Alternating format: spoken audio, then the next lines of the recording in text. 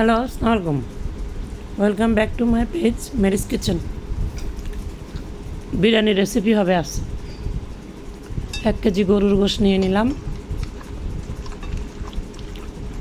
তারপর পেঁয়াজ কুচি, পেঁয়াজ বাটা, টক দই, আদা বাটা, রসুন বাটা, পেঁয়াজ বাটা, জিরা বাটা দিয়ে ভালো মতো মাখতে হবে। এমনভাবে মাখতে হবে যে রান্নার কিছু অংশ হয়ে যায়।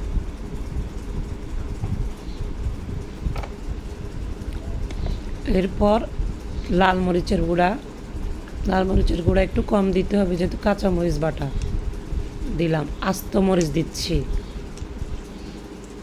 ঝাল যে যেরকম খান সেরকম দিবেন। কাঁচা মরিচ আস্ত দিলাম, জিরার ফাঁকি দিয়ে দিলাম, আবার একটু মেখে নিচ্ছি।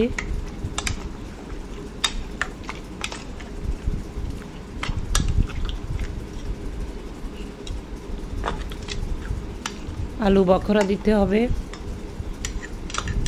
বিরিয়ানি মশলা দিয়ে দিলাম, ভালো মতো মাখাবো। ভালো মতো মাখাই আমি 1 ঘন্টার জন্য ম্যারিনেট করে রাখবো। যদি পারেন আপনারা, হাতে সময় থাকে, 1 কাপ ফ্রিজে রেখে দেবেন মাখাই। কুকারে তাড়াতাড়ি হওয়ার জন্য কুকারে সয়াবিন তেল দিয়ে আমি গরুর গোশগুলো দিয়ে দিলাম।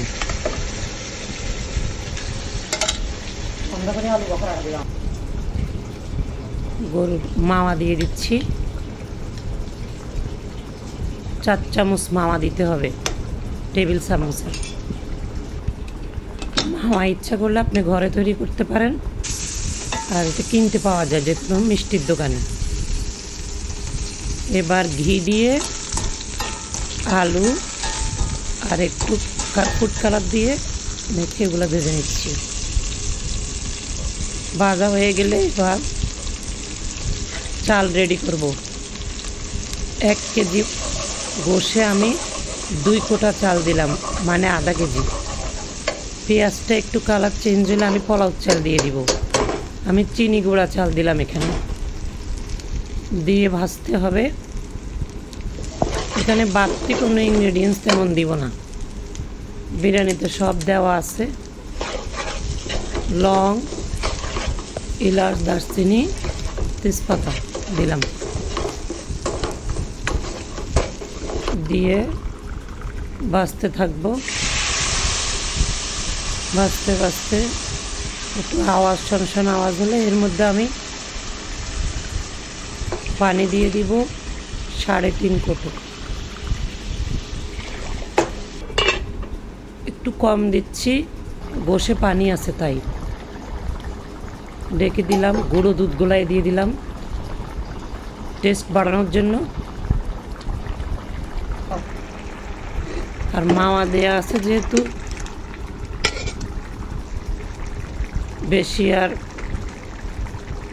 করিনি আমি, নাহলে ওইখানে আরও অনেক কিছু অ্যাড করা যেত। গরুর গোশগুলো ঢেলে দিলাম। বিরিয়ানি রেডি। গরম গরম সার্ভ করুন। আল্লাহ হাফেজ।